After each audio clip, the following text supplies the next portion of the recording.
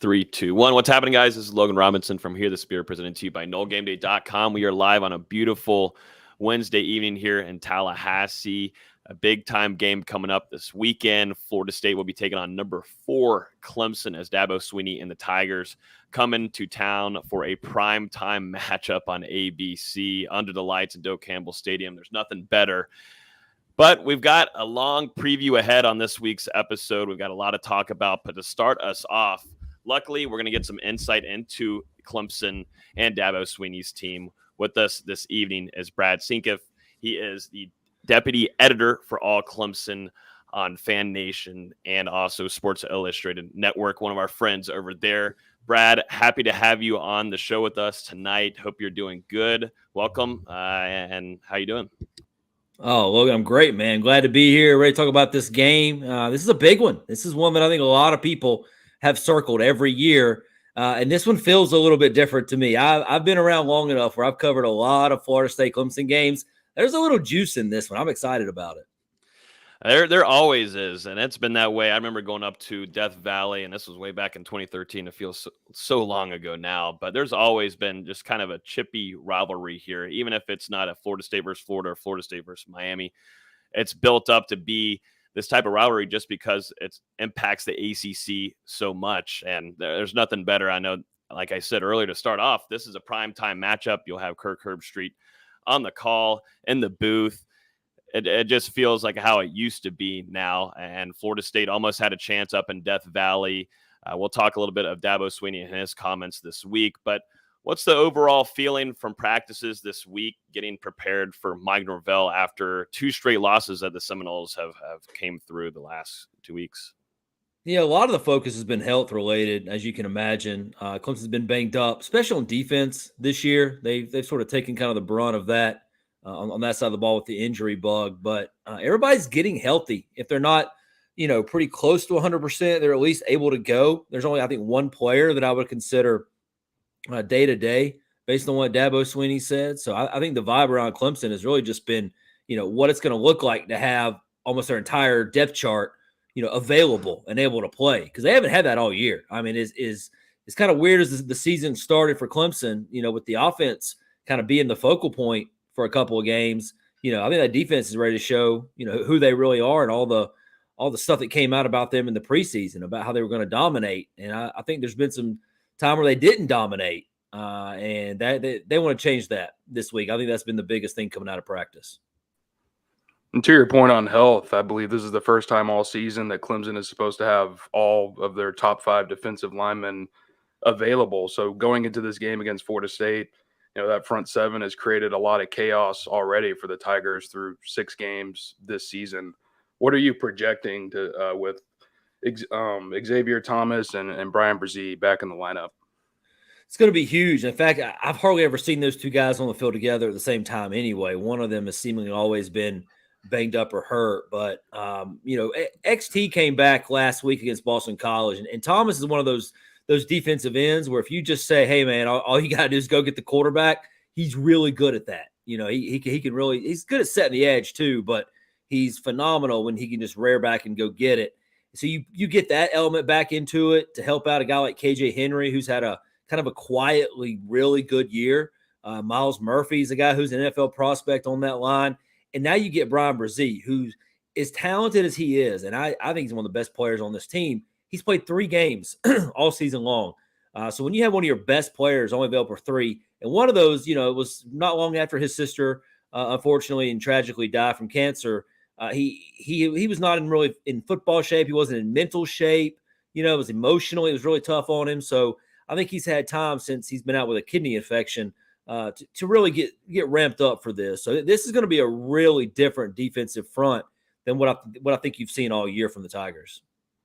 What's so special about him? Just going back to Brian, what does he bring to this defense? Because we got to see him on College game day, and that was such a special piece, an emotional one. But just on the field, though, for him, he impacts this team overall. Like you said, you think he's one of the best players on Dabo Swinney's team this season. What do you think is so special about him that pivotally will impact FSU on offense on Saturday night? Well, Clemson is, in my opinion, the way that they're going to approach this game is they're going to try to bubble, kind of surround Jordan Travis as much as they can because they're one of those teams in this country, they can get pressure up the middle. Tyler Davis has been wrecking things, but Brzez's really a guy who's just so athletic, so big and strong, 300-pounder who moves like he's 250. He's just got that really good footwork, and he's a very explosive player, and he's going to be in the backfield. He's going to do everything he can to get into that backfield. And that just frees up those defensive ends. They don't have to worry about it. Clemson's been so good against the run, number 2 in the country. I think 2.3 yards per carry this year allowed. When Brzez's in there, man, it makes it even tougher to try to run on them. He's just big, strong, moves extremely well, a guy that NFL teams are going to covet, and you're going to hear a lot of talk about him come draft time here in a few months. And yeah, that was Clemson's rushing defense was something I wanted to talk about with you because only 63.7 yards a game. They've given up 2 touchdowns on the ground all season. I think only 2 out of the 6 teams they've played have gotten over 100 yards, and one of those was Furman. So I'm assuming some of that came probably in garbage time late in the game. What is it about Clemson that makes them so excellent against the run, and especially going up against Florida State, who's got a couple capable running backs, are averaging over 200 yards per game on the ground right now? What's going to be the key to shutting them down on Saturday?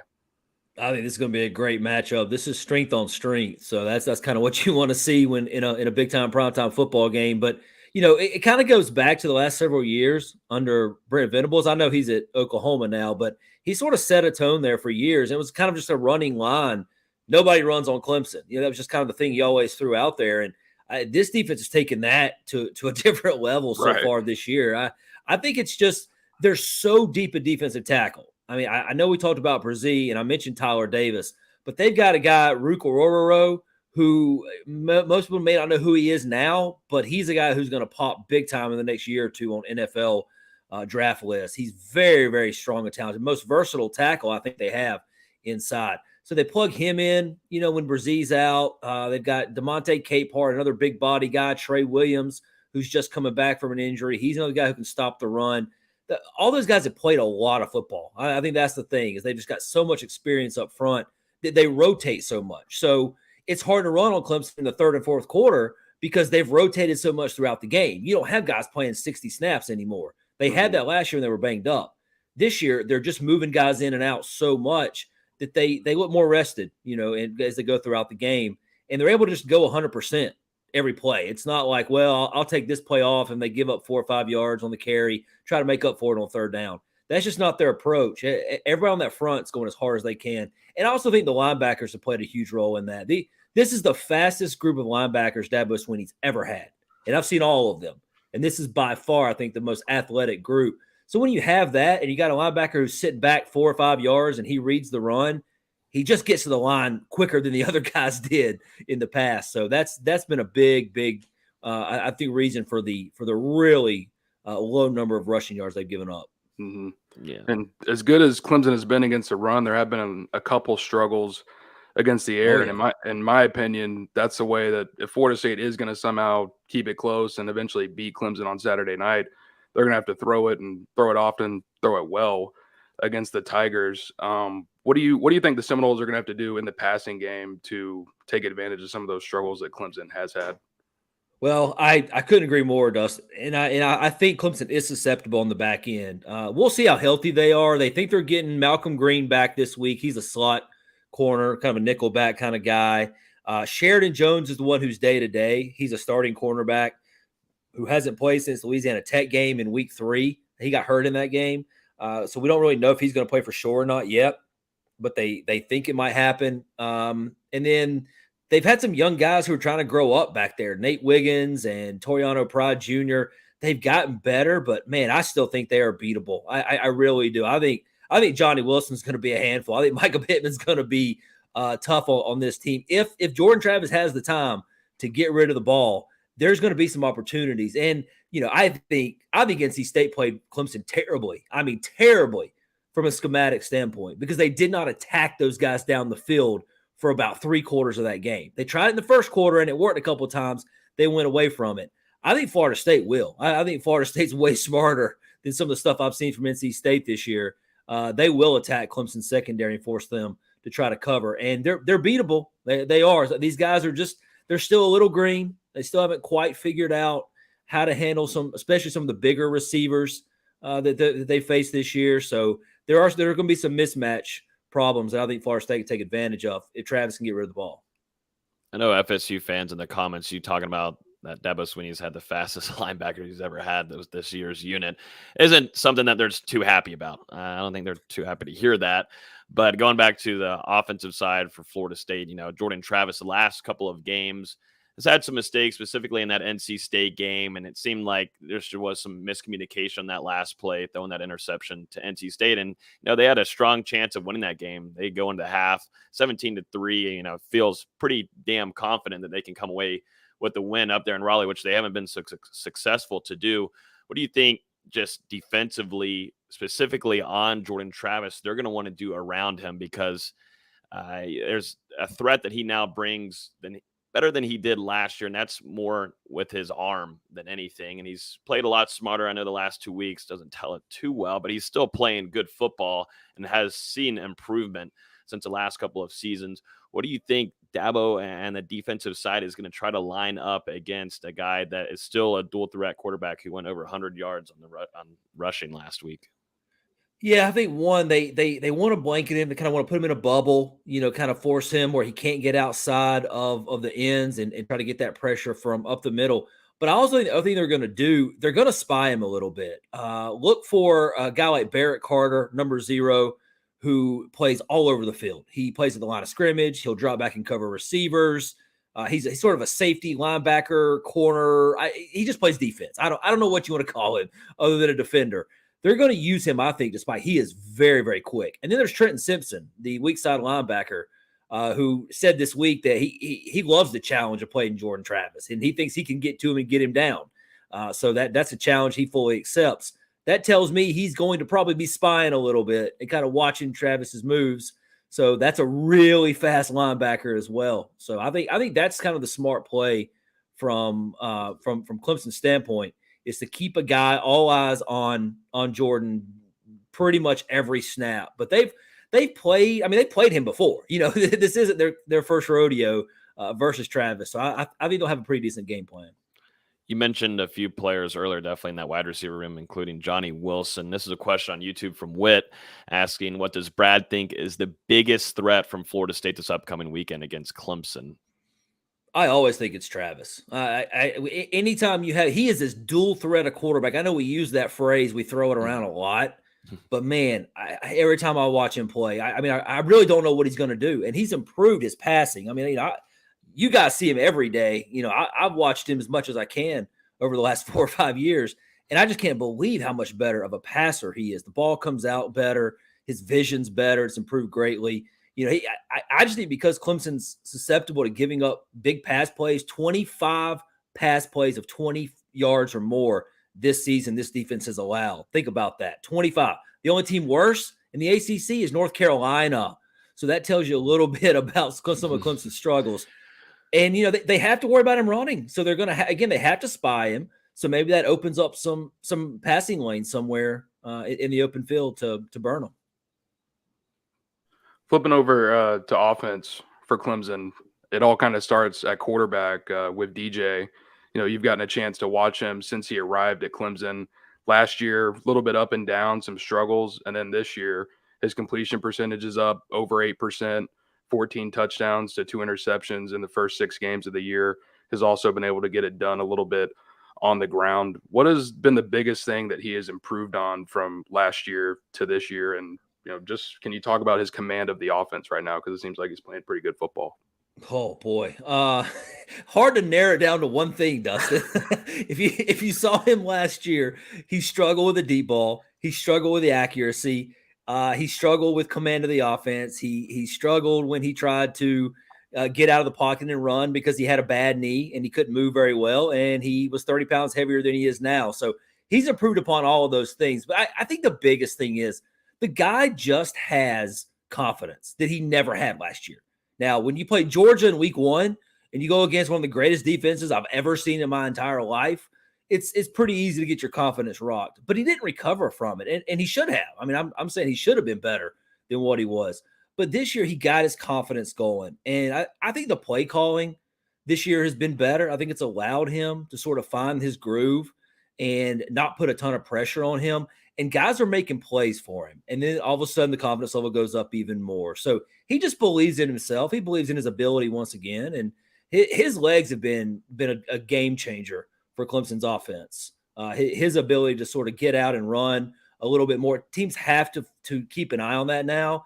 And Clemson's using some of those Oklahoma Lincoln Riley plays where you pull the guard around and the quarterback runs behind him on a QB draw type thing. Clemson's using some of that. You never saw that over the last couple of years. So they're more aggressive with just keeping him involved in the game and comfortable. And it's really paid off. DJ talked about it this week in preparation for Florida State. He said, I'm definitely excited. The program itself, it's a historical program. They've had a lot of rich traditions down there. Very good team that we're going to face this week. He also mentioned he's never been down here for a game in person. He talked about Jameis Winston too. And he just noticed how loud it's probably going to be on Saturday night with the war chant and everything. You think DJ's ready for this kind of environment? We've seen him in primetime games. Yes, of course we have. But going down here, and like we talked about earlier in the show, it's kind of turned into a little bit of a good rivalry here, definitely an ACC rivalry. You think him with the pressure on him on his shoulders to go into this game and take care of business and leave Doak with a win, you feel confident in him after what you've seen the last couple of weeks with his progressions? Definitely much better. 2 years ago, he went to Notre Dame. Now it was 2020. It was COVID. There weren't very many people in the stands, but he had that big pressure spotlight put on him as a freshman when Trevor Lawrence was out with COVID. And he stepped up and he played really well. He threw for over 400 yards in that game on Notre Dame. So, I feel like he understands what it takes to play in a big game. But you're right. This atmosphere is different. And I keep telling everybody in Clemson that all week long. I keep telling them, man, a night game at Doak, it's just different. And just the energy that Florida State's going to come out with, Clemson has to match that early. And the thing with DJ, he has gotten off to some slow starts this year. And this is the kind of game where that would be extremely problematic because I do think Florida State will be amped up for it. So he's going to have to handle that pressure early on. I wouldn't be surprised if he does have another slow start, but as the game goes along, he settles in a little bit more. But he understands. He understands, kind of the platform he's on, what's expected out of him, and we'll see if he's ready for that kind of environment. Because honestly, I can't recall a game last year that Clemson played that I think is going to be anything like what they're going to walk into at Doak. Dabo Sweeney also talked about Florida State this week. And you also said in the production meeting before we went live, you got to hear from him today. Anything significant come out of today's press conference that you'd like to bring on here? Well, I guess there's a couple. One, the injury stuff. I talked about some of the guys who are available. He says everybody's definitely going to play or be available except Sheridan Jones, the cornerback, who's still day-to-day. So that means Brazil's definitely back. Thomas will get a lot more snaps this week. It sounds like everybody's about as close to 100% as they can get at this time. So the other thing he talked about was, trying to simulate, because none of these guys have been down there. I mean, there's a handful of guys who were there, I guess, at 18, some of the fifth year guys, some of the COVID year guys who've stuck around. But a lot of these guys have never played at Florida State. And so they really try to simulate just loudness and chaos and everything else. Because I don't think Clemson's played a game on the road that I can even compare it to over the last 2 years. So nobody played in front of crowds of any real size in 2020. So you got a lot of guys who are going to face, I think, the loudest environment that they've been in. So they just really worked really hard this week on trying to get used to that as much as they could. Will Shipley, obviously the Tigers' top offensive weapon, right along there with DJ, 5.9 yards per carry so far this season, 8 touchdowns on the ground, which leads the team. What kind of progress has he made from his true freshman season to now? It seems like he's been able to remain healthy, which has been huge for his production. And outside of Shipley, can you talk about a couple Clemson offensive skill players that FSU fans should be watching out for on Saturday night? Sure. Yeah, Shipley's sort of the heart and soul guy, I think, of this team. He was the one guy that you knew before the season started was an alpha. You didn't know if DJ really had that in him or not. Now, he has shown it, I think, through 6 games. But this was the alpha of the team, of the offense at least. He's just a guy. He plays hard every snap. He goes 110% kind of guy. He's bizarre. Like, he runs sprints as hard as he can in practice. He beats everybody in every sprint, every practice. He wants to beat everybody on every video game. He's one of those most, super ultra competitive kind of people.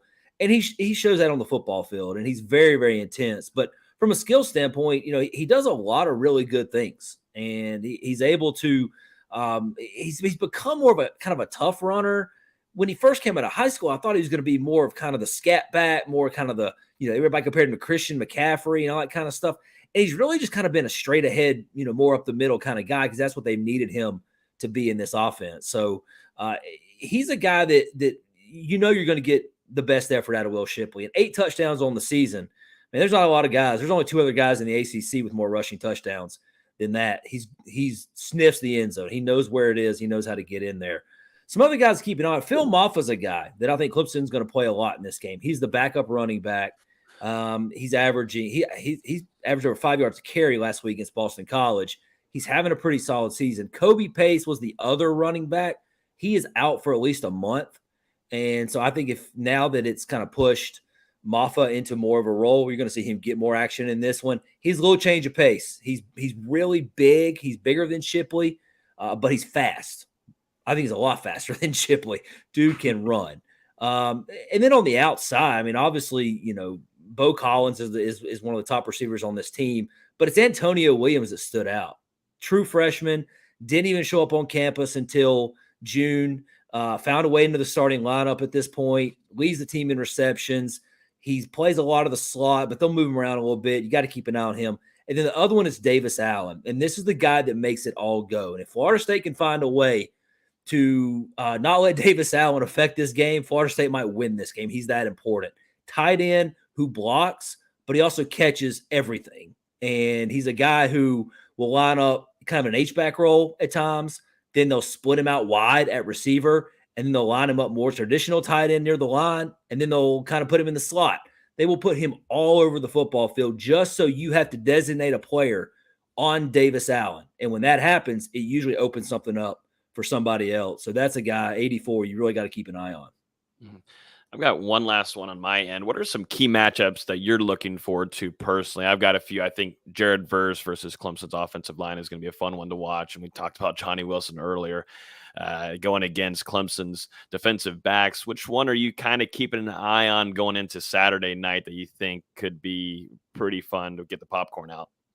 Yeah, I definitely want to see the one I talked about a little bit earlier is Trenton Simpson following Jordan Travis around. Like that's speed versus speed, athleticism versus athleticism. I think it's going to be fun to watch those two guys kind of play a little cat and mouse game with each other. But yeah, I think also definitely Clemson's defensive backs trying to figure out a way. But I'm glad you brought up Verse. Clemson's offensive line, I don't know that I've said they've been stellar this year, but they're greatly improved from last season. And how they handle, I think, probably one of the first real pass rushers they probably played this year. NC State has some guys, there's no question, but it's more of a collective, group, I think, at NC State. I want to see how they handle Verse in particular. Jordan McFadden's been great at left tackle.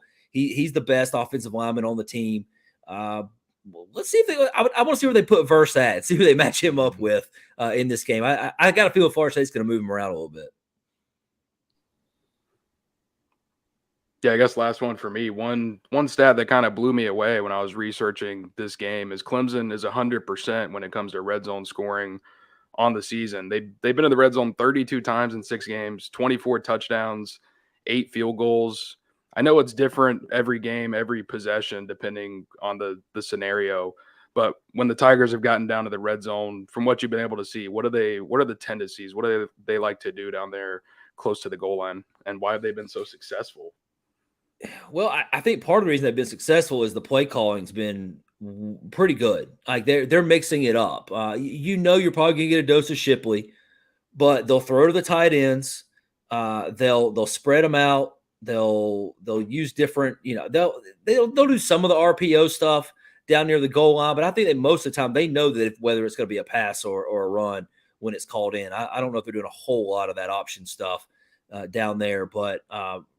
To me, the biggest thing is DJ's threat of running the ball around the goal line. And it's another hat, and you got to account for it. And because of that, a tight end can slip through because somebody's watching DJ, can get open, slot receiver. And his passes have been just the touch on the action has been so much better. So it's a combination of a whole lot of things that I think Clemson's just really better at in the red zone than they've been in the last couple of years.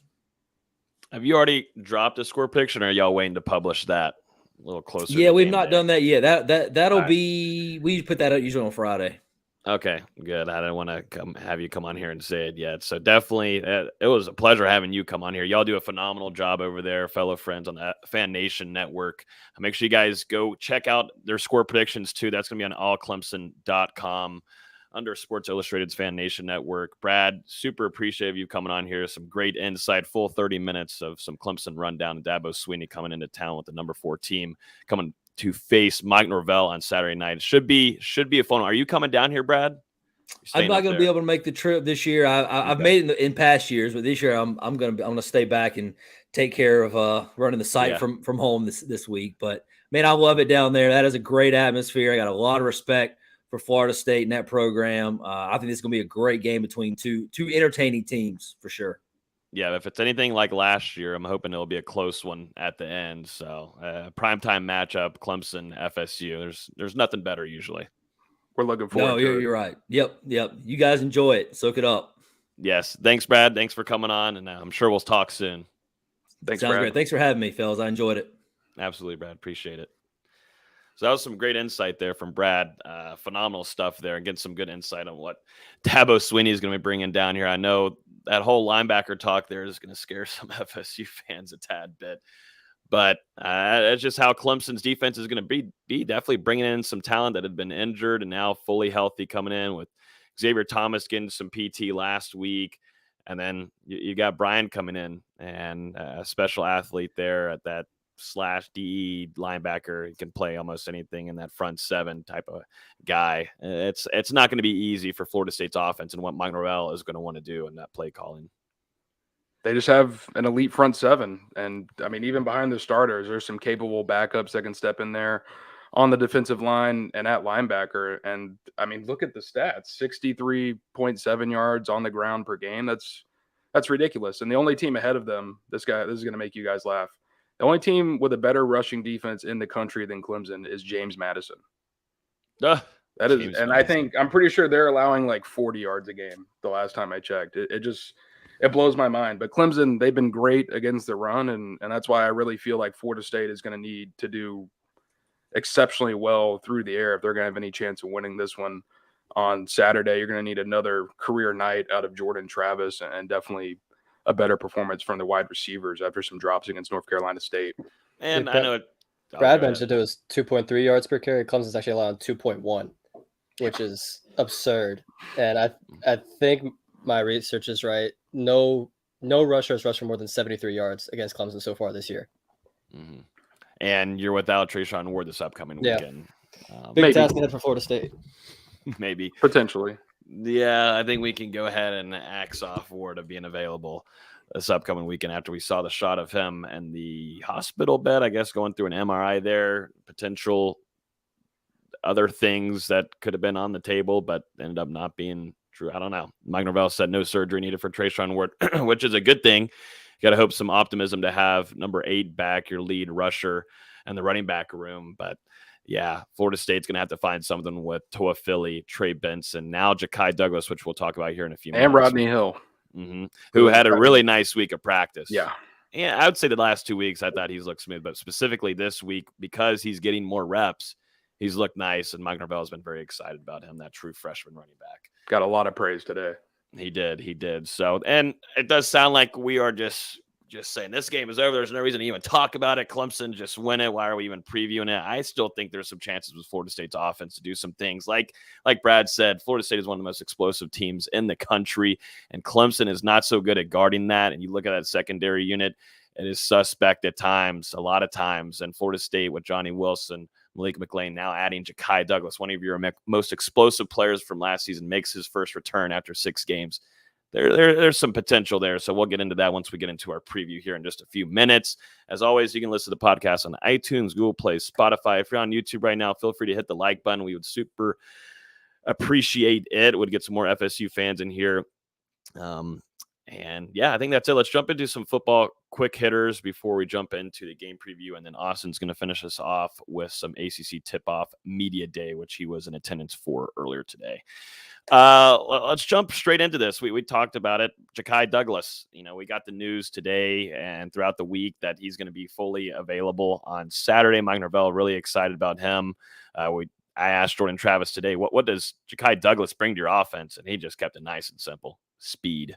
And that was last week. I think Ja'Kai Douglas could have played a little bit earlier in this season, but now I think he's 105, 110%. He's been one of the most smooth and fastest and most explosive players in Florida State's practices this week. And I'm excited for number 0 to be out there on that field. He's a fun player to watch, and they're going to really want to utilize him throughout the rest of the season and maybe this upcoming weekend. There's not a lot of film on him at all that Clemson's going to be able to use coming into Saturday night. It's going to be interesting to see what kind of role that Douglas is able to play in his return because, you look at his stats from a year ago, he only had 14 catches for 255 yards, but he had 2 of the most explosive plays for FSU's passing game of the season. A 60-yard catch against Notre Dame, a 59-yard catch against Miami to set up that game-winning drive. This is a guy who legitimately can take the top off a defense, and at the same time, Florida State loves to utilize him in multiple ways. He appears on the depth chart at running back this weekend for the first time all year that he's been on the 2-deep, and then you get out to practice, and he's taking snaps at wide receiver as well. So Florida State will utilize Ja'Kai in multiple ways. Like you said, brings a lot of speed. And when you look at the production from the wide receivers lately, especially last week, only 5 players caught a pass for Florida State, 3 of them wide receivers. Seems like Malik McClain, Deuce Spann have had a little bit of struggles of late. I'd be interested to throw Ja'Kai in there, take a couple deep shots his way and see what he can do, especially he hasn't played all year. Mike Norvell said it. Jordan Travis said it. He has fresh legs right now. Let's go give him a couple shots. This team needs his speed. This wide receiver room's been mainly height and using their bodies to their advantage outside of, guys like Micah Pittman and Williamson's got some speed too. But they just haven't had this. With Ja'Kai Douglas being hurt, with Winston Wright being hurt, they need this kind of speed that could just take the top off of defense, use him in those wide receiver screens, let him be shifty. They need this kind of player. And you're going to see him used in a lot of ways, like Dustin mentioned, with him being on the running back depth chart. I wouldn't be surprised to see him get some running back screens or something out of the backfield just to get some creativeness in there that's not going to be running straight in that Clemson defensive line. Yeah, he changes a whole different kind of aspect of what Mike Norvell could do against a defense. And Ja'Kai was extremely fun to watch last year and really saved some games. I mean, you go back to that Miami game, that goes in and you get the win against your rival, Mike Norvell's first win against a rival, and a lot of that had to do with Ja'Kai Douglas and Jordan Travis connecting deep there. So we're going to see what they do with him. We'll see how limited he'll be in this game. I personally think that he's going to be a full go from what just I've seen in practice. He looks really nice right now, guys. He looks good. So we'll see how much Dabo. We'll see how much Dabo can prep for him. But really Mike Norvell and what they're going to utilize him with. Let's go just hint on Trayshawn Ward though, real quick, because we saw the picture that he posted on his Instagram story. And of course that gets shared to Twitter really quickly and everyone starts freaking out. And we talked with Mike Norvell on Monday and says, we're going to see how it goes. They're going to evaluate him, all that kind of stuff, examine him, see what the injury's looking like. And then we get into the picture going out and then we listen to Mike Norvell again at practice. And he says that optimism there was no surgery needed. It's going to be a week-to-week thing here, but right now it just doesn't seem like we'll see number 8 out on the field on the offense with Ward. And Clemson, we talked about it. They do a pretty damn good job of stopping the run, and they're pretty successful there. It's a pretty big blow for Florida State's running back room, but there are some guys that have to step up here. Lawrence Toafili, who last year had the biggest play on the offensive side last season with some acrobatics with that crazy run dump off from JT. What do you think guys, this running back room, who needs to step up the most here? Because we've seen Trey Benson, and he usually takes a little while to get going, and it's usually third or fourth quarter kind of guy, unless it's against Boston College, of course. Who needs to step up here, do you think, in this game the most in that room for David Johnson's running back unit? It's got to be Benson for me, especially when you look at the Clemson defense you're going against and how great they are against the run. Benson's the bigger running back. He's been able to break more tackles this season among the forced missed tackle leaders on the season, despite the limited amount of carries that he's gotten so far at Florida State with how deep they are at running back. So I think you're going to need a really standout game from Trey Benson. But at the same time, losing Treshaun Ward is such a big blow. He's a smaller running back, but this guy is a tough runner. He's been able to utilize some ridiculous juke and spin moves to get some nifty first downs. I mean, when you look at him, he's 5'8", but he's out there running like he's 6 foot, 220 pounds. It's really inspiring to see the former walk-on and what he's done for Florida State in the first half of this year. So extremely tough blow to potentially lose him now. But I think it does help, after this week, if he's unable to play, you've got a bye week coming up. So maybe he's able to return for FSU's game against Georgia Tech or Miami. We'll just see how it goes moving forward. But you've got to hope that Toa Philly, Trey Benson, Rodney Hill, Ja'Kai Douglas as well can get involved here and handle the load in the meantime. Yeah, I don't even think it's as much the running back room as how much is Jordan Travis going to use his legs in this game. I think that's going to be the biggest factor. If you can make the Clemson defense think for a half a second, that's going to matter a ton in this game.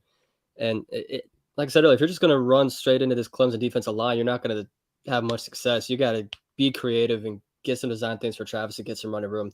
That'll open things up for the running backs as well. Mm-hmm. Yeah, I like what I saw from Lawrence Toa Philly, specifically in this practice today.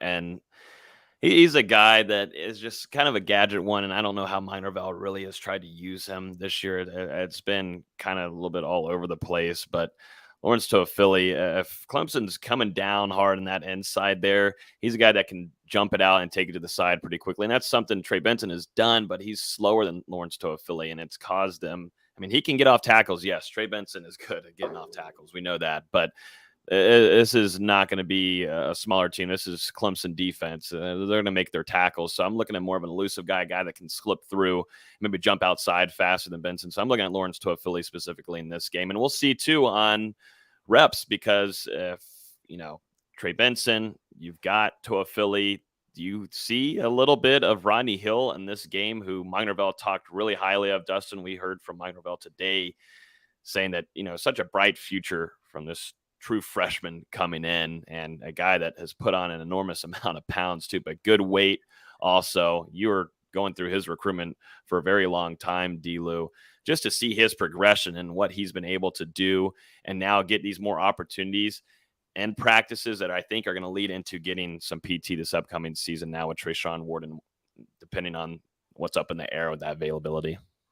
It's not a surprise. Thought he was a little underrated coming out of high school. And when you look at the guys that Mike Norvell and this coaching staff try to recruit, they're going after these high character individuals who really want to put in the work. And I mean, that's not just some cliche thing. They've truly flipped that locker room, and they've got guys in there who care, who are putting in 100% on and off the field.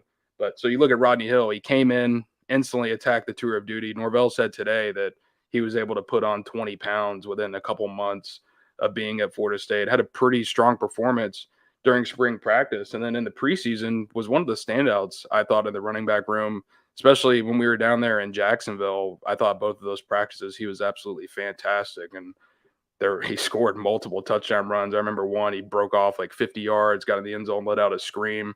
So this isn't a surprise to me. Maybe a little surprised that he's going to be able to get involved this early in his college career, but Rodney's done everything that Florida State has asked of him since he got to Tallahassee, and the work is paying off.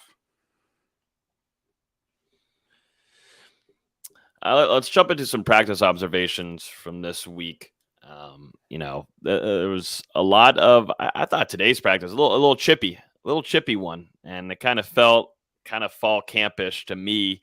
The energy's still there, that's for sure, and you're always going to get it from Mike Norvell. I thought Jared Verse talked about it really nicely on Tuesday after practice, saying it was a foggy morning, a little cold. Jared was like, what is this Florida weather? I don't understand this whatsoever. It can be hot, then it can go cold. What is this? Welcome to Tallahassee, Jared Verse. Welcome to this. You sometimes don't know what in the hell you're going to go outside to in the morning, as it was this morning, humid, hot. And then the morning before, it was cold and foggy. So right there with you, Jared Verse. But welcome to the 850, my man. But he said this team came in. They could have been lazy, could have been tired, acting bleh. But they came in, competed, and practiced hard, and the energy was there. What are your thoughts from practice on Tuesday and Wednesday, D-Lou, and I'll give my thoughts also. I was interested to see how Florida State would respond. Entering this week of practice, coming off 2 straight losses, you're going up against another tough opponent, the top opponent in this 3-game stretch now in number 4 Clemson. So Florida State, they could have came out this week, could have felt sorry for themselves, could have been a little sluggish. But I thought they gave the right response, very intense, focused on execution yesterday. Mike Norvell, extremely pleased with Tuesday's practice. He was happy today as well. But I thought yesterday was an excellent practice on both sides. The offense won some plays. The defense won some plays, carried over into today. The defense got the best of the offense early on, and the offense was able to respond. And I think that's exactly what you want to see from your football team, especially right now in the middle of the season. And these guys are still going full pads. It's very easy to be like, oh, it's week 7. I can check out for an hour or two of this practice today and, get back to it tomorrow. But team showed the right response. And I think that'll be huge for them going to this game against Clemson. It seems like they're prepared on the opponent ahead. Yeah. Florida State's going to want to rely quite a bit on some of these younger guys, definitely on the defensive side. You look at that defensive line specifically in the interior. We saw Robert Cooper go down at that NC State game. Was told on the ESPN broadcast that he wasn't on the sidelines, but we see him in practice on Tuesday, which was a great sign. It seems like he's going to be available. But Florida State's still going to rely on some guys that are younger. You still look at Pat Payne, too. I thought he had a nice week of practice, too. Mm-hmm. He just continues to get better and better. Jared Verse talked about him on Tuesday, just thinks so highly of them and says that they're going to be beasts next year for some of those guys on the outside, including Byron Turner. Gave some praise to him too. They're going to rely a lot, and also Daniel Lyons also in there on the inside. It just hurts, man, not having Fabian Lovett, and I think that's what's going to hurt a lot in this game heading into it. It stinks. It just effing stinks for Florida State, but the next guy's got to step up, and that's kind of been the game plan, and that's been the motto since the spring. No matter what, Florida State has now built some depth there, and if it's your time, it's time to go in, and there shouldn't be much of a shock for them when they jump out on the field on Saturday night. It's just, I think experience is going to play a big factor there, but I've seen enough from Pat Payne to say, a guy's a baller, he's going to play, and he'll do his thing. But I've just liked the way some of these younger guys have jumped in there this week. And then Jordan Travis, there was a comment on here about his interview today, and hell yeah, he's pissed off. I don't think he's happy with what happened on Saturday night. I don't think he should be. And whenever you're getting questions from the media, and we also talked to Ryan Fitzgerald too today, 2 guys that probably want to have a better response from what happened this last weekend. I don't think JT's too happy. And although in practice, he looks smooth and sharp, it's just one thing I'm keeping an eye on with him is he's never had this much pressure on him, really. It's always about just allowing him to improve and week to week and see. Now he's got a lot of pressure on his shoulders, and can he take that as being the leader of this team? That's a big question mark, and we'll see if he can bring that to the table on Saturday night. But yeah, I do think he's pissed off, and he should be. There was a couple body language things that I didn't like from Jordan Travis last week. And like you said, there's a ton of pressure on his shoulders right now. I think he just needs to get back to having fun, playing carefree football, and just getting after it. Because when this team was just in a rhythm, those first 4 games, they weren't really thinking about offense. They weren't struggling that much. Look at the plays. There were smiles from Jordan Travis. But look at the plays that Jordan was making. I mean, it was similar situations, but he was making the play on 3rd down. He was getting outside of the pocket and creating the throw, hitting the receiver. And I mean, the receivers were catching the ball as well. That didn't help against North Carolina State. But it just felt like over the last 2 weeks, they haven't been able to get into a rhythm for whatever reason. And it was the first half against Wake Forest. It was the second half against North Carolina State. They're going to have to put together a full 4 quarters against Clemson to have a shot in this game, because this defense is excellent. And if you have one drive that's off schedule, I mean, they can take advantage of it. And Clemson, to their credit, 12 turnovers forced on the season, which is tops in the conference. They're going to be ready if Florida State slips up at any point of this game. So Jordan Travis needs to be on point. Anything else really from practice that stood out to you? I would just say credit to Ryan Fitzgerald for coming over there today, speaking to the media.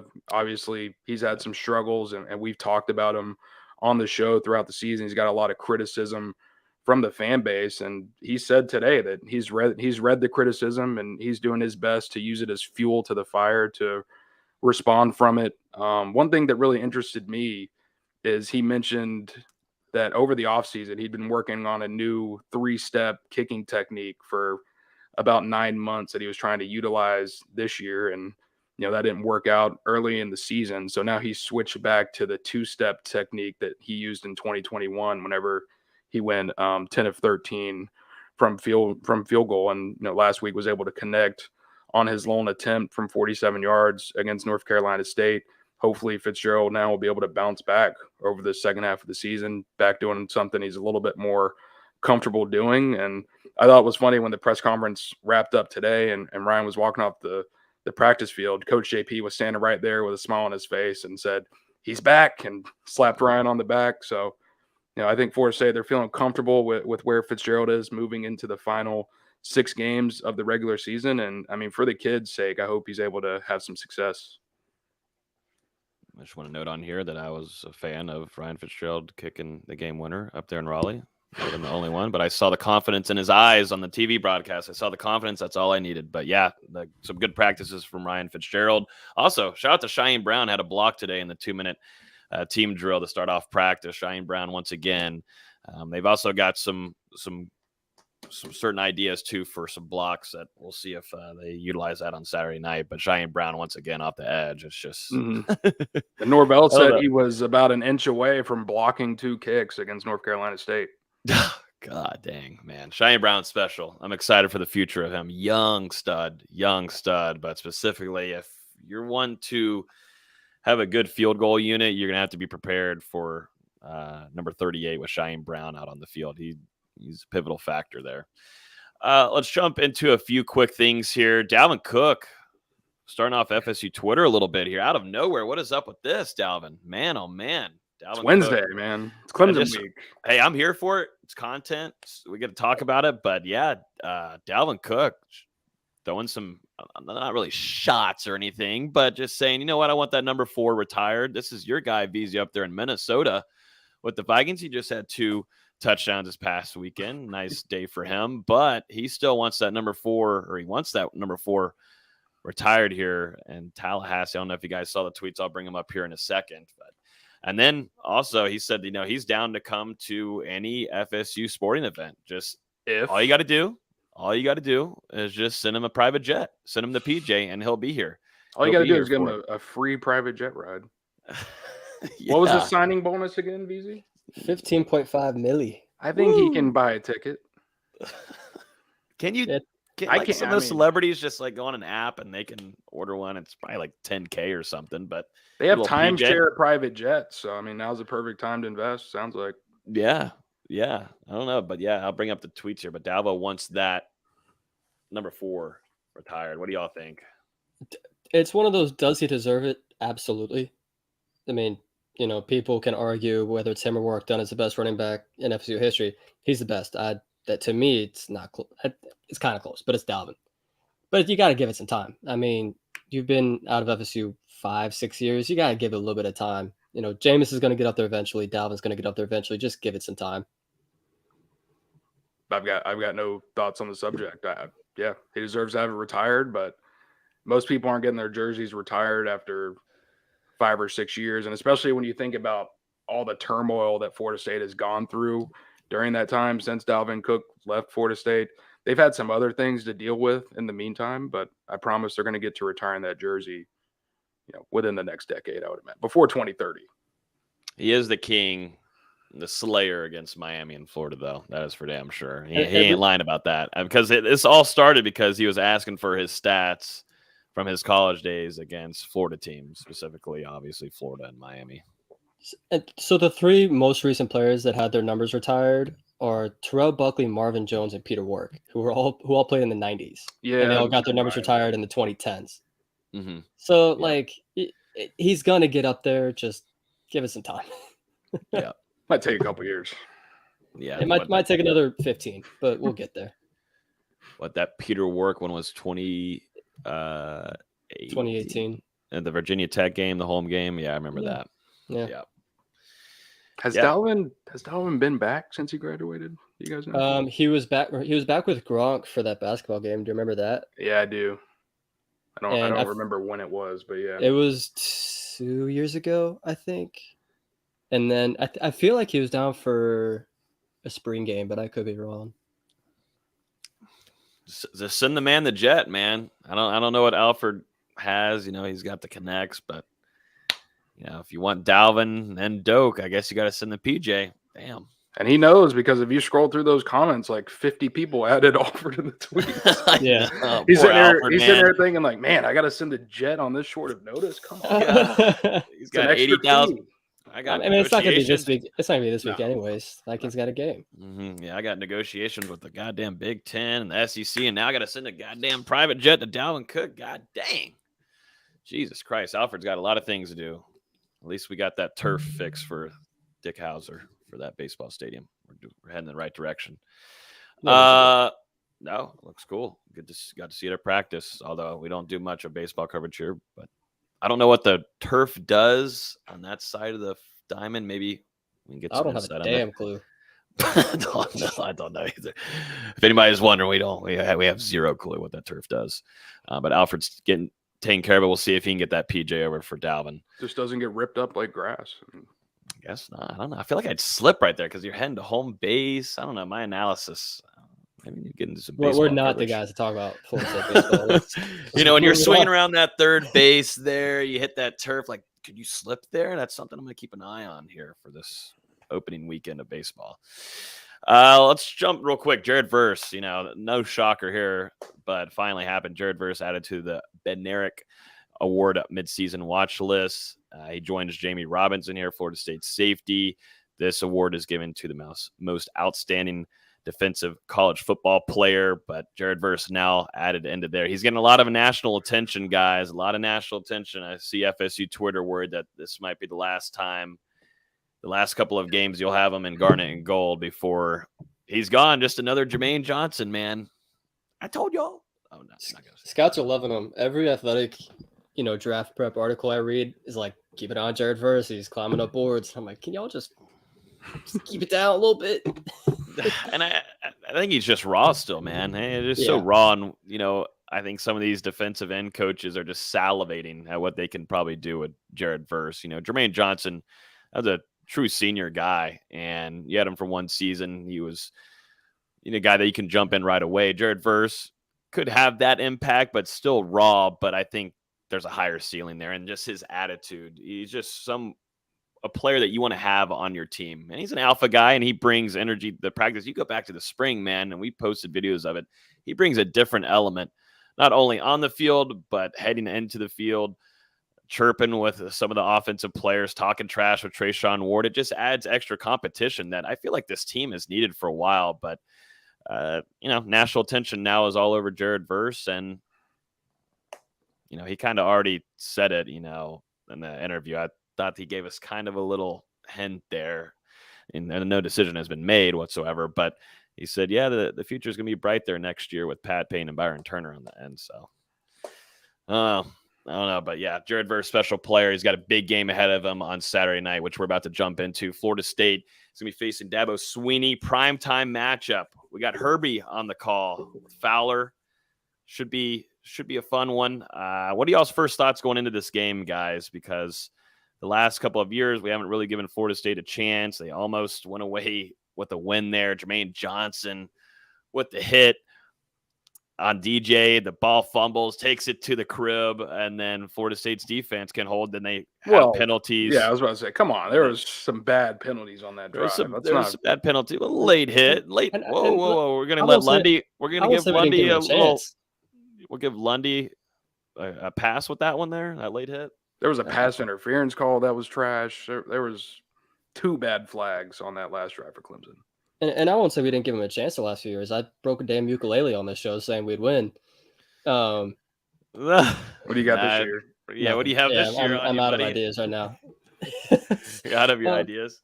But yeah, BZ, what are your thoughts on this game going into it? They showed great progress in that game last year. And, on paper, if you look at it, you go, well, you get the game at home. Florida State's a much better team this year than they were last year. But it's one of those that Florida State is so banged up going into this game. And as Brad mentioned earlier, Clemson's finally getting healthy at the right time for Clemson, at the wrong time for Florida State. How does Florida State's offensive line do against Clemson's defensive line, not just in pass protection, but in run blocking as well? It's one thing Florida State's been really good at is run blocking and creating those gaps. We saw it on Toafili's touchdown run last week. How they're just able to open those gaps and find those running lanes.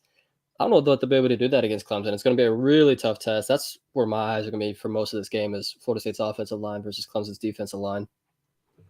I don't disagree. I think Florida State's offensive line, they've got to play their best game of the season, their best game probably since the LSU game, because this is a really good defensive line in front seven that they're going up against in Clemson. And on the other side of the ball, I think FSU's front seven, they've got to shut down the rushing attack and force DJ to beat them through the air. And that includes not only shutting down Will Shipley, I mean, if you can shut him down, limiting Will Shipley, and then also not letting DJ get out of there and do some stupid stuff on the ground, because we've seen a couple quarterbacks, Jaden Daniels, Malik Cunningham, get outside the pocket and gash Florida State for a couple big plays. They can't afford to let that happen against Clemson. And the underrated part about Clemson's offense that I don't think Brad mentioned it. He said Clemson's offensive line hasn't played exceptional through 6 games. But if you look at them, all 5 guys have started all 6 games, and they've all started at the same position. They've got some cohesiveness there up front, and it's allowed them to produce, I believe, over 170 yards on the ground per game, passing for about 240. So it's a balanced offensive attack for Clemson, but it starts with Will Shipley. And if you can limit him and make those receivers and, like you said, the tight ends have to make some plays, I think it gives FSU a better chance to win. It's going to be a big test for the linebackers. Tatum Bethune, Kalen DeLoach, they're going to have to really step up in this game to limit Will Shipley. Shipley broke a ton of arm tackles last year, and the linebackers are going to have to be, the linebackers have to be really solid tackling in this game, get him to the ground quick. And like Dustin said, make DJ beat you. As solid as he's been this year, Brad mentioned, he's gotten off to some slow starts. And if he gets off to another slow start in this game, then the defense can get some confidence and try and get his head a little bit. I think Brendan Gant's going to be utilized in this game quite a bit. We saw him in practice, and he was in a lot of packages. I think Brendan Gant, number 28 for Florida State, has been great this year on special teams, has been in the mix in that linebacker room. I think he fits in this scheme against Clemson very well, guys. I don't know, D'Lo, I know you're high on Brendan Gant, and he had a nice practice too. He was, one of the highlights of the Tuesday practice report. Brendan Gant is a guy that is a good tackler. He's physical, and he wraps up well. And Florida State last year, like Austin just said, could not find a way to stop Will Shipley. We were like, where in the hell is this kid coming from? And then he's still so young, but he's such a crazy. It was so good last year. It was unreal. Yeah, like I said, nightmares. Like I still have nightmares. I'll never forget Will Shipley in my brain ever again. Just of how elusive he was, just getting off those tackles. And Florida State did a terrible job, and being able to bring him down. You got to hope now. Going back looking at film last year, you watch this year's, and you see the improvement there in that linebacker room, which Randy Shannon has been able to do. There's a big game ahead for that linebacker room, but I'm looking at Brendan Gant maybe jumping in and playing quite a few more snaps than he has to start this season, the first 6 games.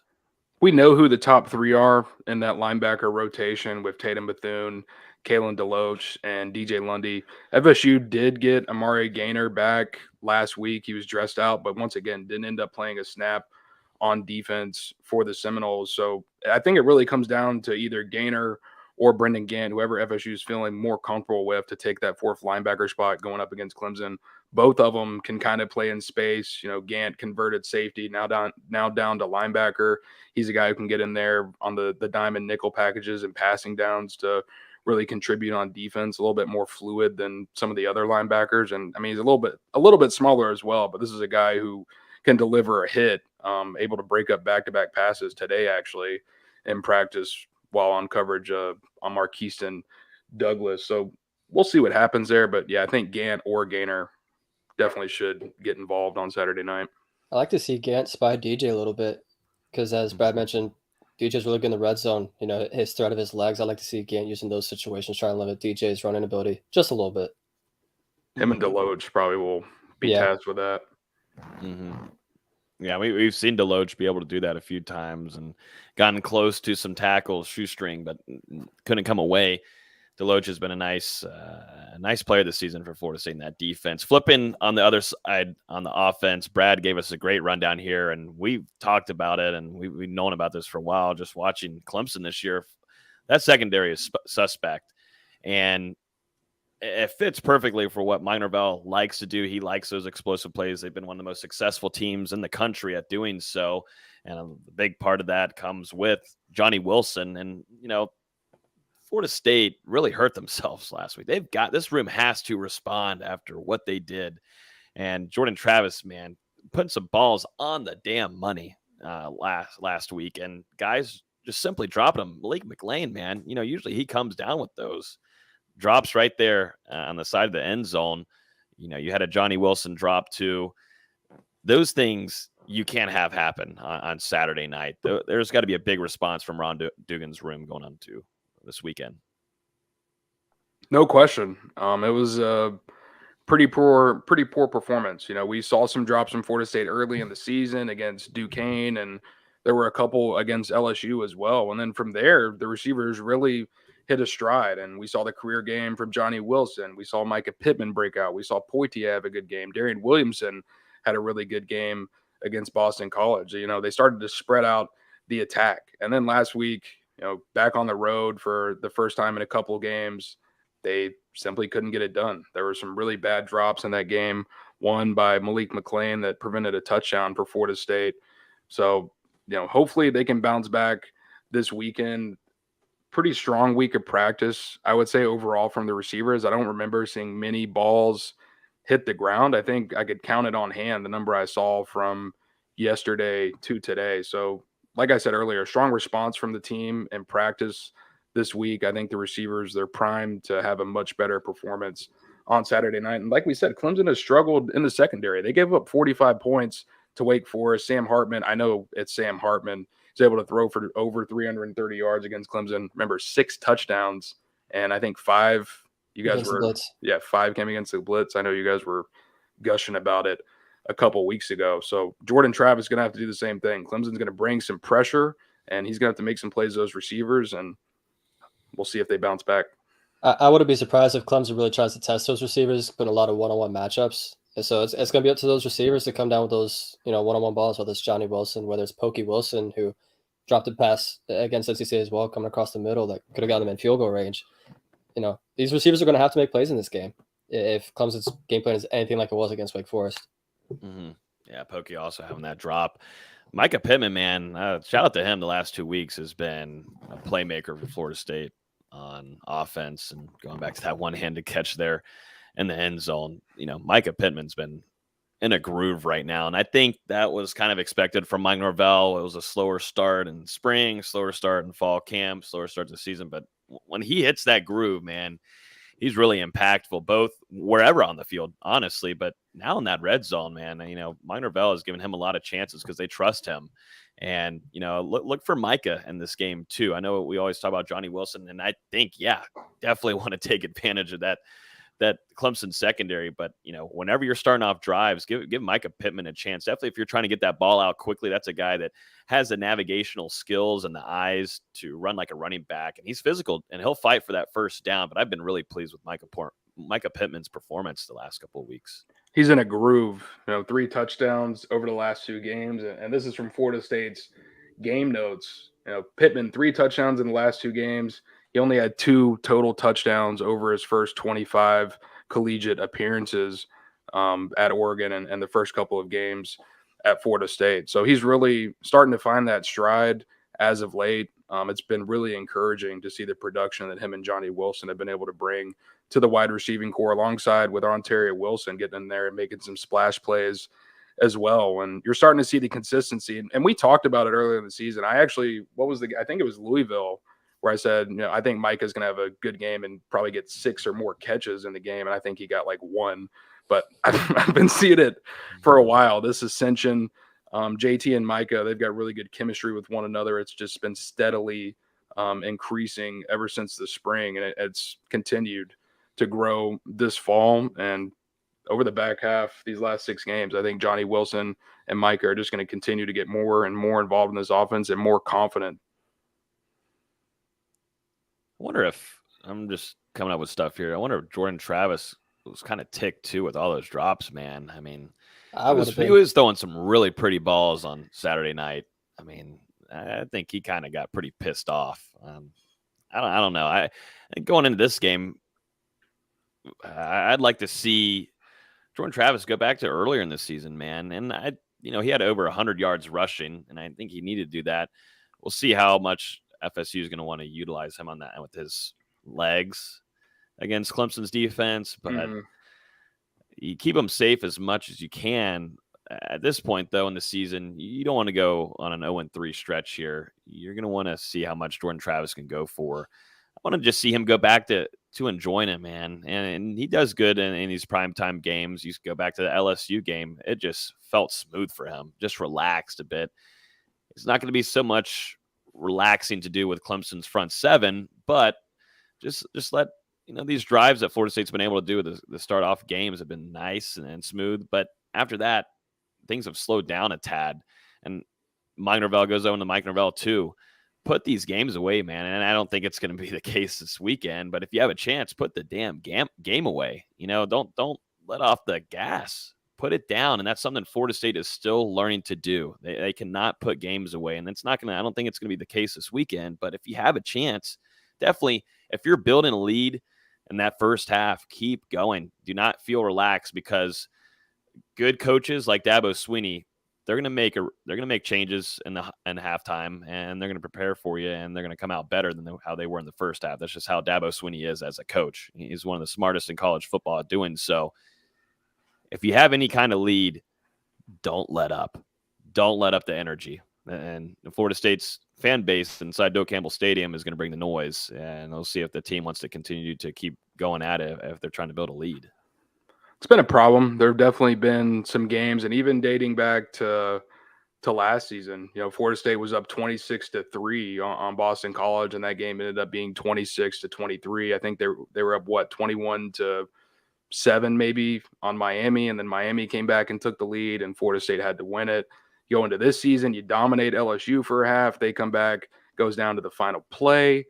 And then last week was kind of the culmination with NC State making that ridiculous comeback and just shutting Florida State down in that second half. So this team has had trouble playing a full game, but I don't think it's necessarily as cut and dry as that, because when you look at some of these teams that they're going up against, established teams, Boston College last year was a pretty good ball club. So was Miami at the time, and they had coaches that had been there for a while, build up the roster depth.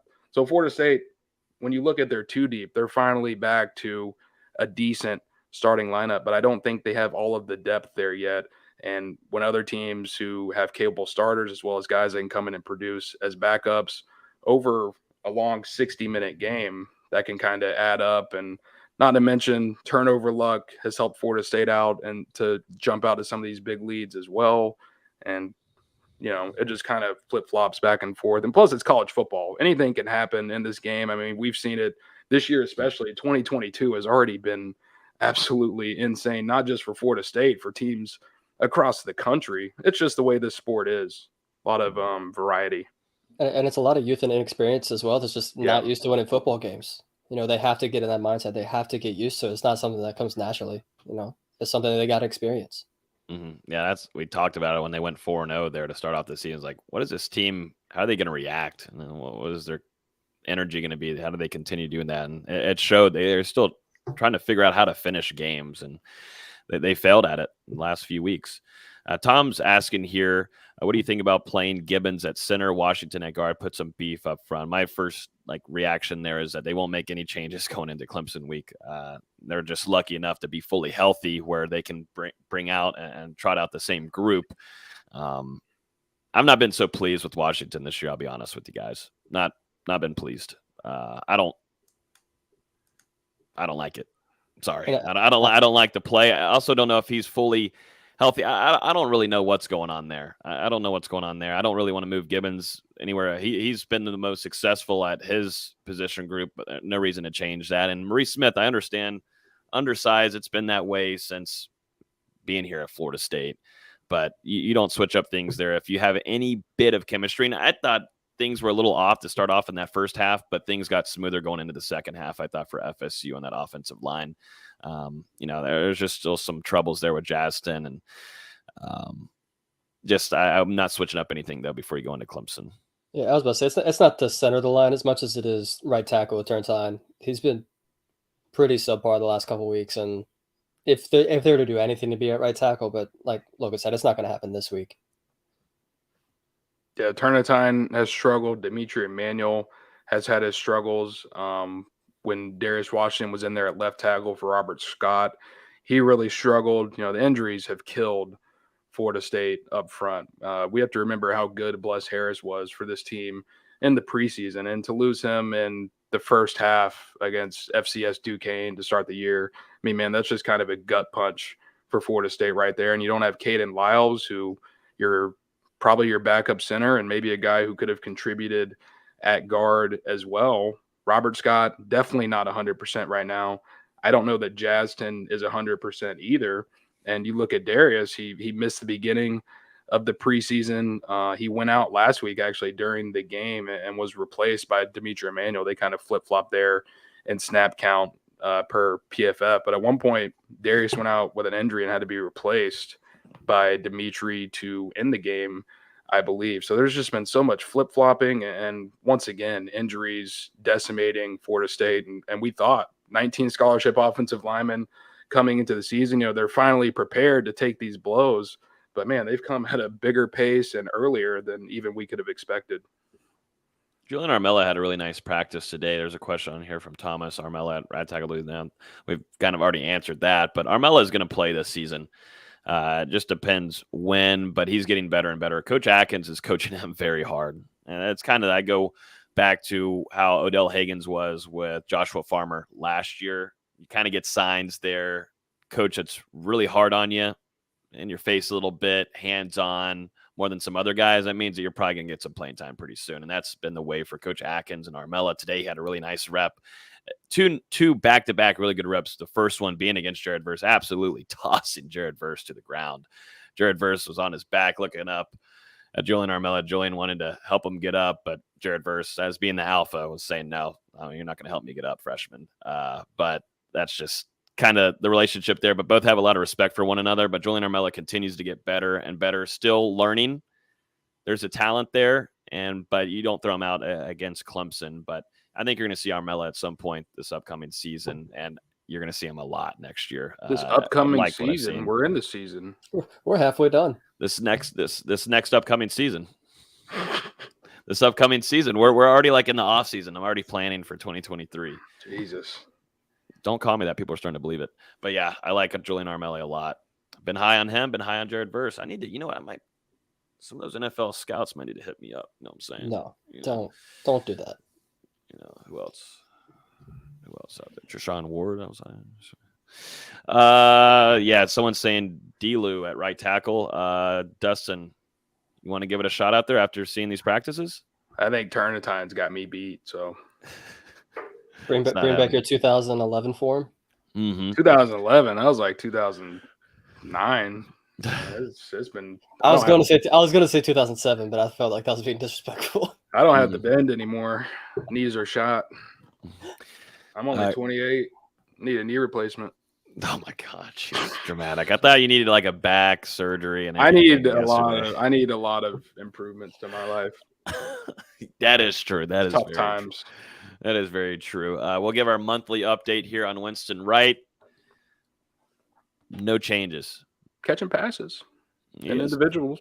Yeah, he's catching passes, and he'll still do kick returns. We can always post some social media about that. But, Minerville just still pleased with the recovery that he's doing there and the rehab and trying to get back fully healthy so he can be a factor for Florida State. Man, could you imagine that wide receiver unit, though, with adding Winston right now with Ja'Kai Douglas being back? I know that's specifically a running back for Ja'Kai, but he's a mix before anything else. But those are two explosive players. Definitely with Winston Wright, what he was able to do at West Virginia was really special. So we'll see. We'll see if we'll see some Winston Wright this season. It sucks. No. Yeah, I was just saying it sucks. Suck. There was some hope that he would be available in the first half of the year, but I think there's no way that you can put him on the football field until he's 120% and you're completely sure that the leg and the bone density is completely healed.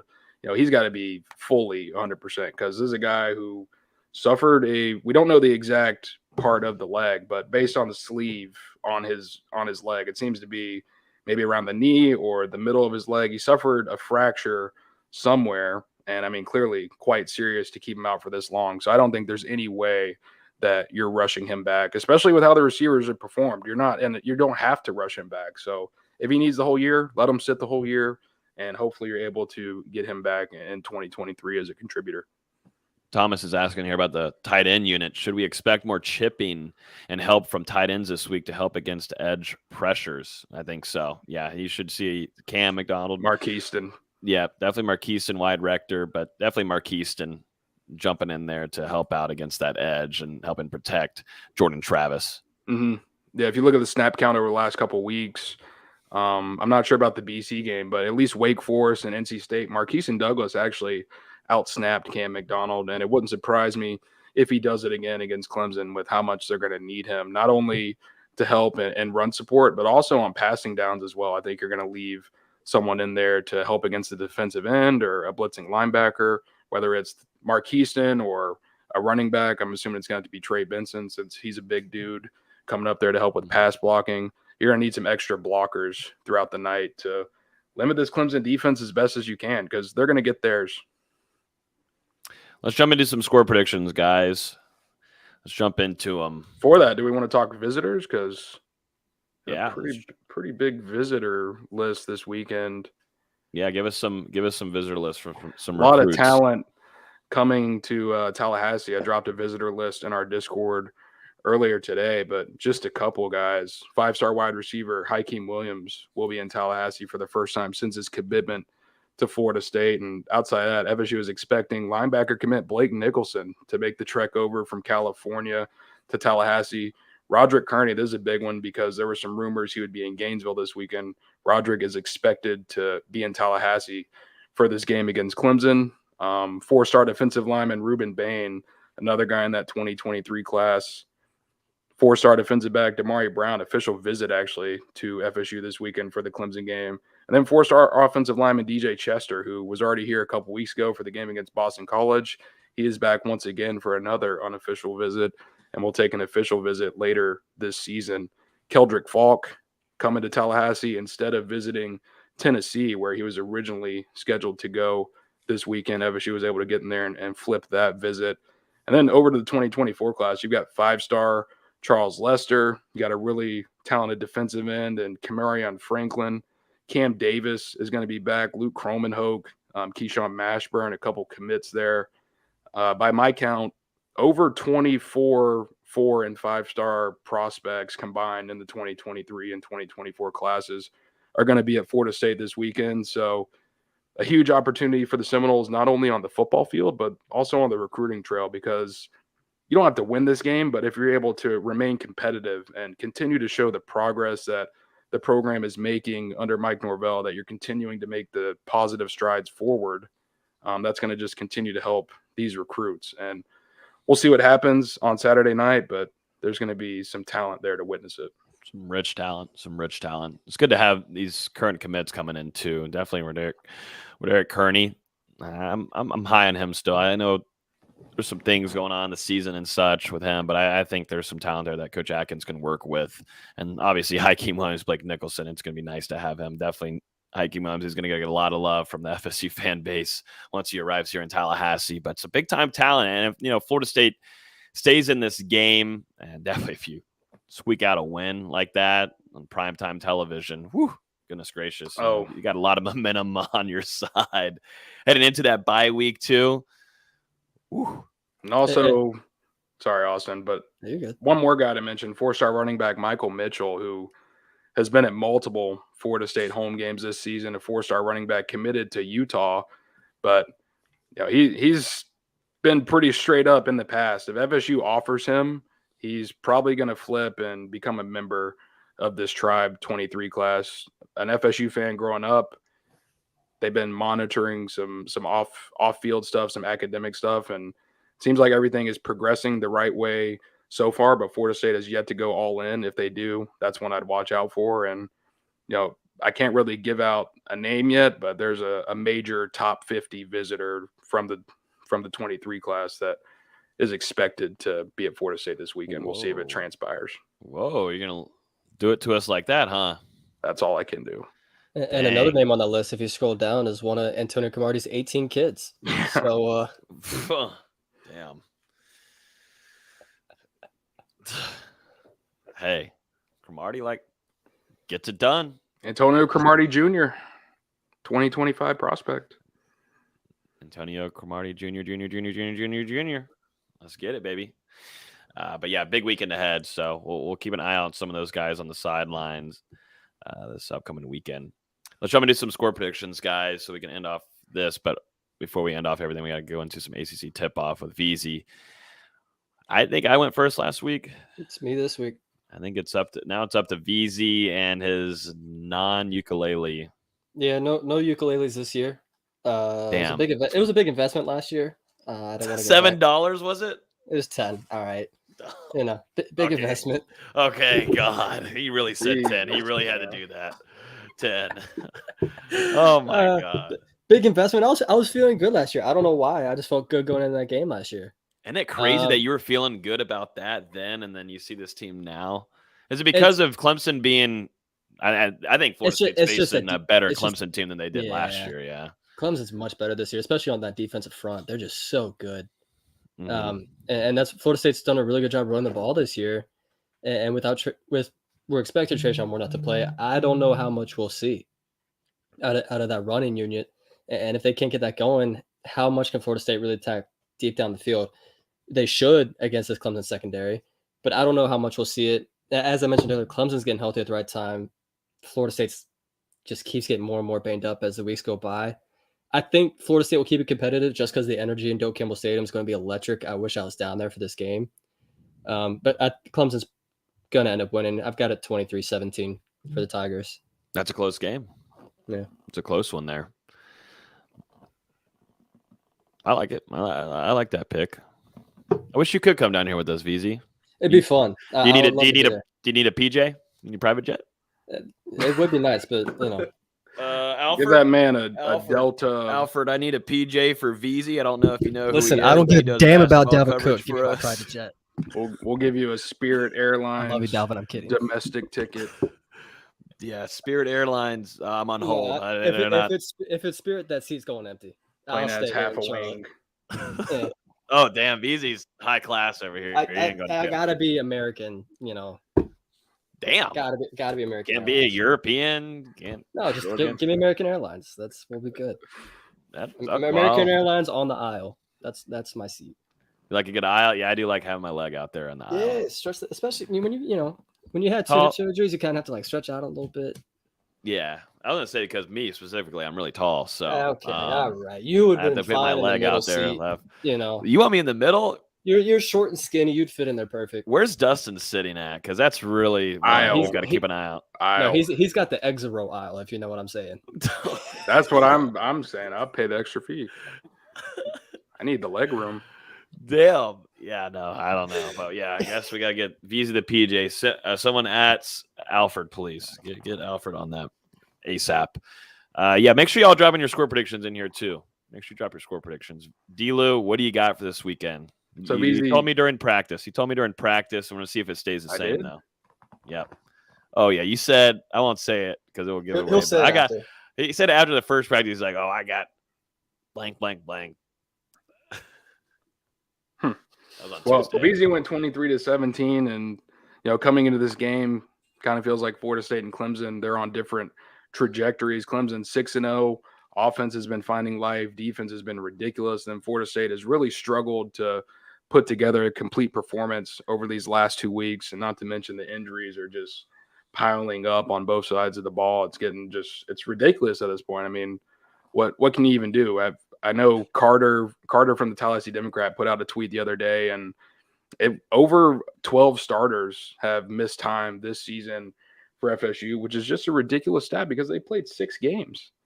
But so Clemson, the defense, especially running the rushing defense against Florida State's running attack, I'm kind of concerned with Florida State's offensive line there. Clemson has a lot of talent, not only on the defensive line that we've talked about, but also linebackers. We're going to have to see how it goes. I think you're going to need a really big game from Jordan Travis here. Maybe one benefit of potentially not having Treshaun Ward in this game, who's your starting running back, who has had the most carries on the entire roster out of any running back, is that it forces Florida State to throw the ball early and put it in the air more often than they would have done if Treshaun Ward was or is healthy and available to play. We'll see what happens at kickoff, but I personally don't think he's going to be able to suit up on Saturday. If that makes Florida State throw the ball more, that's good for the Seminoles side. I have been a little encouraged by what I've seen, especially today at Florida State's practice. It feels like this team, they're not sitting on what's happened the last 2 weeks. They're looking forward to this opportunity against Clemson to try and beat a top 5 team. And they know that Doak Campbell Stadium is going to be rocking on Saturday night. I too think this one is going to be close, but I've got Florida State coming up just short because of Clemson's offense, over 30 points in all 6 of their games so far. I don't think that's going to stop in this one. I've got Clemson 31, Florida State 21. Okay, so it didn't really change much. I think on Tuesday you said something like 31-14. 17. So maybe is that what you said on Tuesday? Think so. So now you remember. Yeah, so you gave him 4 more points. Well, that's nice of you. Just that defense for Clemson. Yeah. I feel like that's the difference in this game. They have an elite defense. Florida State has a good defense, a good offense, but that position group from Clemson changes it. And to your point about Florida State having good offense and good defense, we haven't seen them be good at the same time. Or play the defense was amazing against NC State, and the offense was dog crap in the second half. And then you look at the Boston College doesn't really count. But I've yet to see these two play cohesively. I've yet to see both great offense and great defense at the same time. And play a full 4 quarters. Yeah. That's the thing about this team, man. If they could play a full 4 quarters, they did it for a majority of the game against LSU. Yeah. And we were sitting up in the press, but I was like, dang, this is an easy weekend trip. We get to get out of here and have some fun. This is awesome. But you go in that 4th quarter, I'm down there for 25 minutes on the field, and Florida State's allowing LSU to come back into this game in the 4th quarter for no reason whatsoever. I'm with D'Lo. I really like today's practice. This team is very much looking forward to this game, very much. And, the staff is ready for it. I'm just worried about injuries. Also do think, like I said, Florida State's offensive line wasn't so great in that first half against NC State. Better in the second half. It's just going to be not much of a different animal. This is a talented group coming in. I like that Florida State is at home. I think that helps quite a bit. It's going to be rowdy and Doak, as it usually is when Clemson comes in here. Definitely when Dabo Swinney's there on the field, there will be some loud boos. The energy is going to be great, and Tallahassee is going to bring it. But I'm starting to think, man, Florida State is hurting and losing out on Fabian Lovett, and we'll see if we get him back later in the season. But damn. When Robert Cooper is by himself, and I know you have Malcolm Ray, you'll have Farmer on the side, Jarrett Jackson there too. It was crazy how much those two fed off of one of the other guys. I mean, Fabian Lovett was a menace. And so, I've been kind of iffy on this one. but nothing's really changed from my gut like I was against that NC State game. I think Florida State sadly loses this game and goes on an 0-3 streak. I've got 27-17. Florida State's going to score the same amount as they did last weekend. Just not – I don't know.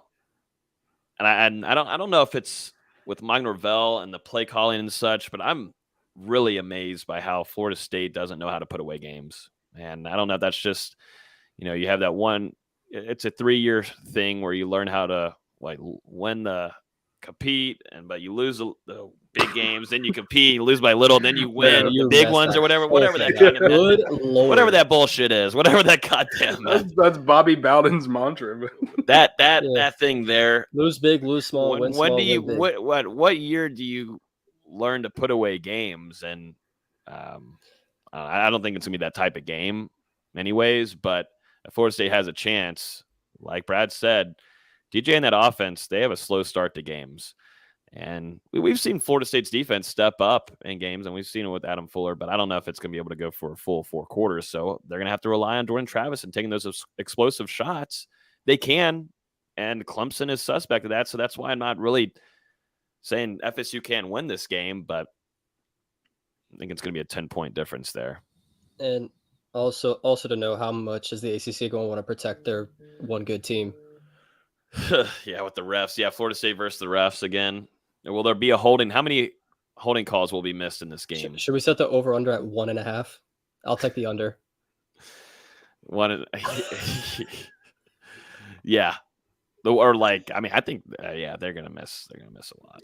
Last 2 games have been ridiculous. Florida State against Wake Forest and North Carolina State, 21 total penalties for 196 yards. So 10.5 penalties for 98 yards a game against their last 2 ranked opponents.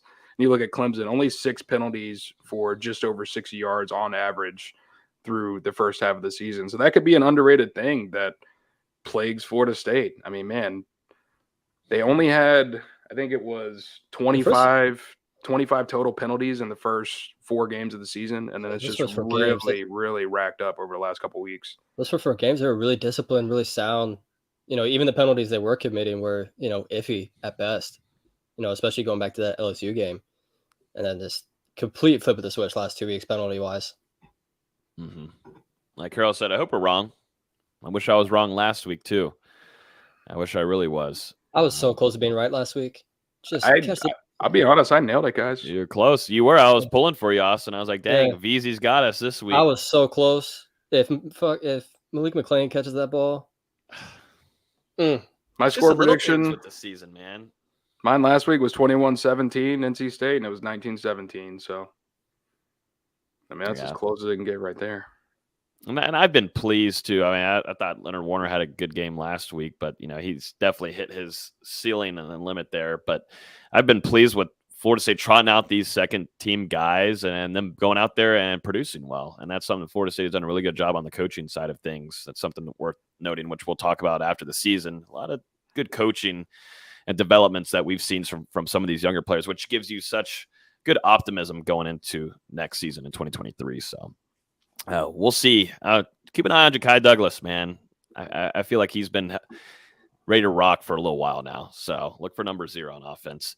Let's jump into some ACC tip-off real quick. VZ, you were in attendance for that. We'll do it to end off the podcast. You got to hear from Leonard Hamilton. You were there with him, your guy. Also, Caleb Mills, Matthew Cleveland, the young stud. How'd everything go today? What was your kind of feel coming out of that? How does this feel like a confident team like we've heard in years past? So I was talking with someone, a couple hours ago, just, we're spitting notes at each other.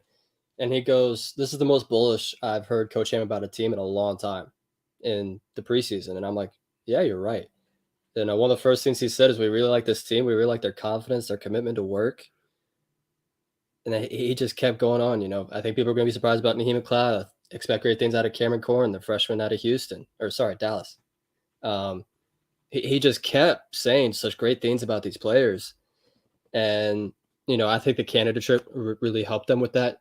Bring these new guys along. He said the new guys are a lot further along than they expected them to be.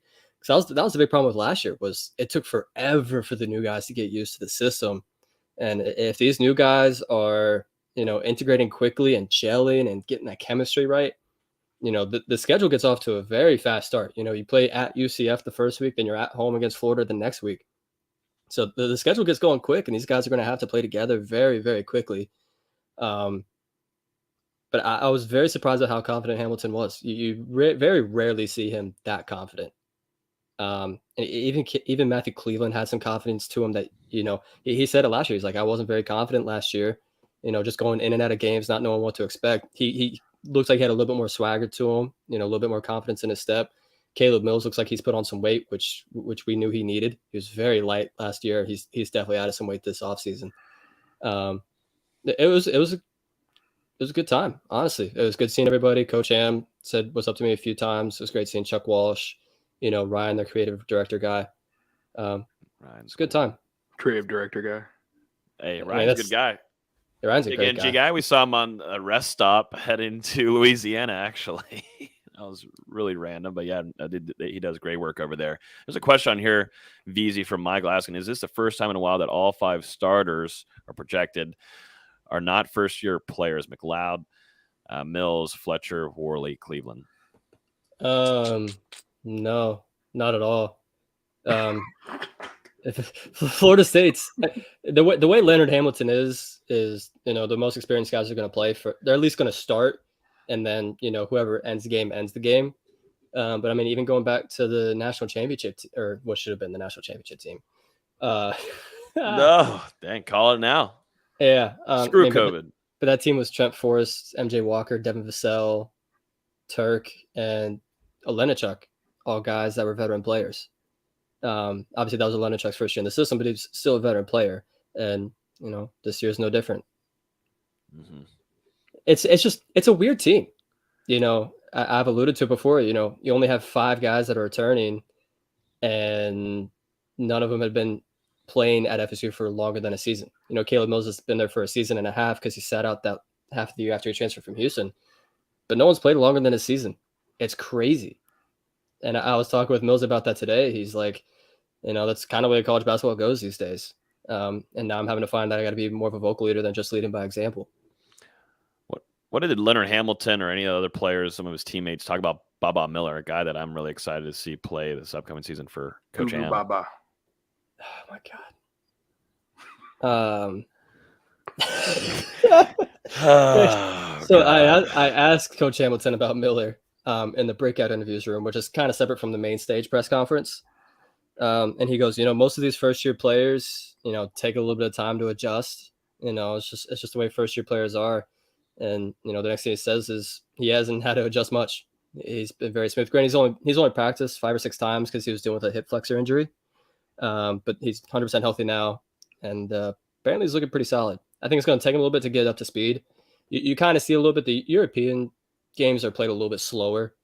I think it's going to take him a little bit to get up to speed for college basketball and the way Florida State likes to run and especially play defense. But he's going to be an exceptional player, I think. Who is going to be the leader of this team? Because like you said, most of these guys haven't been at Florida State for a while. You've got a lot of new faces coming in. I don't believe there's a senior on the roster this season, if I'm correct. And, you think of years past, Terrence Mann, Trent Forrest, MJ Walker, Raekwon Gray, always had some veterans that could step up in crucial moments and lead Florida State as well. Who's going to do it this time around? And it was going to be Jalen Gainey, just talking to people after he went down with what Hamilton confirmed was an ACL injury. Damn.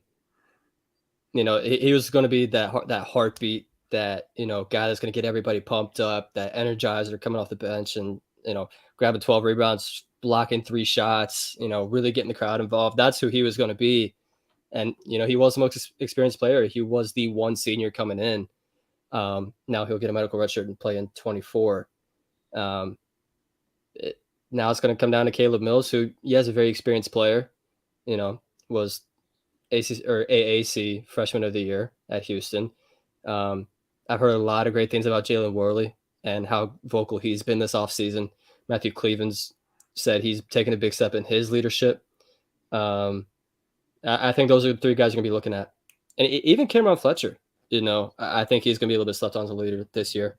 Yeah, I thought that was big for Matthew Cleveland going to represent FSU there. Young guy at ACC tip-off. I think that was pretty big there. It goes to show his improvement there and as a leader in that locker room. I'm starting to get more excited, though. I'm getting into that groove, definitely with you being there today and getting some of the quotes. I'm starting to get into a little basketball groove here, and it also depends on how it goes the last couple of years with Florida State football. Doing its thing. We don't need to bring up your picture that you took in New Orleans, but, just depends on how football goes. I think you get more attention to the basketball side. At least it took 4 weeks for me to break it out, and I had to do some photoshopping. So and D-Lou, that didn't get a lot of engagement, did it? No, it didn't. I was expecting to get some hate comments, and I didn't get anything. Done it if it was earlier. If they hadn't gone 4-0, you would have gotten some good engagement. Yeah, it's like it's Wake Forest, like it's a good team. If we lost at Boston College, oh man. That would have been. You would have gotten like 4 more likes, 4 or 5 more likes. No, that would have been a profile picture. Oh my god! Not your hotel lobby one, right? The one you got right now. I could have taken that for you. I could have gone down there and taken that for you. No, you were drunk. So. Well, did you take that when I was drunk? Yes. Damn. What was I doing? Was I just like in the corner, like in the elevator? No, you were on the elevator. Yeah. You're like. Go up to your room, Logan. I'm down here to take some shots. Because I went and got a Powerade because I was thirsty. Oh yeah, it was a very humid night in New Orleans. That was $5 Powerades. They were $4. 4. Mine was 5. What happened? You got the wrong one, buddy. I got blue. Yeah, I got green. That's why. Dang. Green's the best Powerade. No one wants that. That's why it was $4. Yeah, green's the best one. I'll stand by this. Y'all didn't think about getting me one? I had a pretty rough morning. You were. I charged it to your room. I didn't get to drink it. You gave me like you. At that point, you weren't making coherent sentences, so. Absolutely not. No, absolutely not. That was a stretch from 2 and p.m. I was ready for you to go to bed. I was ready to go to bed. That was tough. Well, to end off the basketball talk here, which is divulged into something else.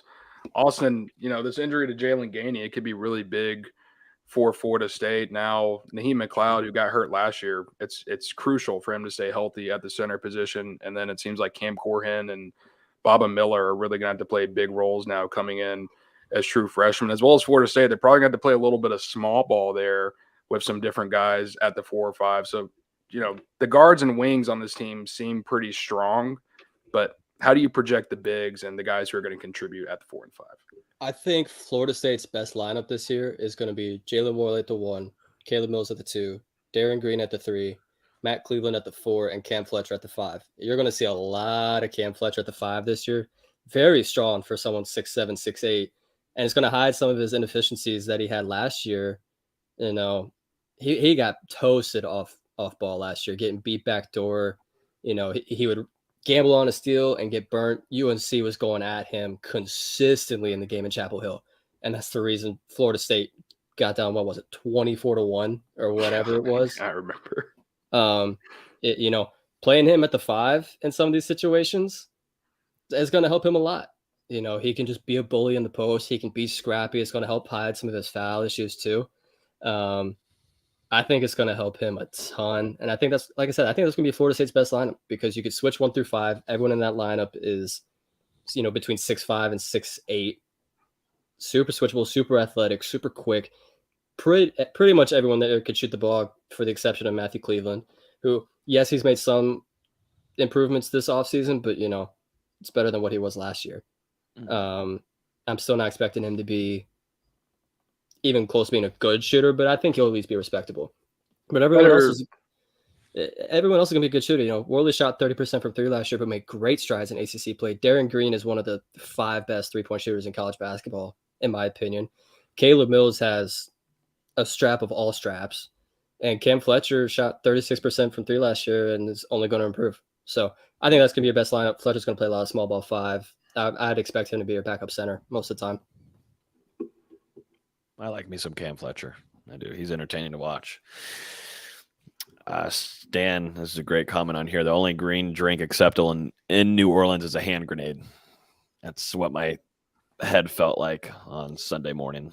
Didn't help. I woke up at friggin' 7 a.m. That was an idiotic idea to get up at 7. Hopefully your head felt like that on Monday morning. On Monday morning? The game was on Sunday, so yeah.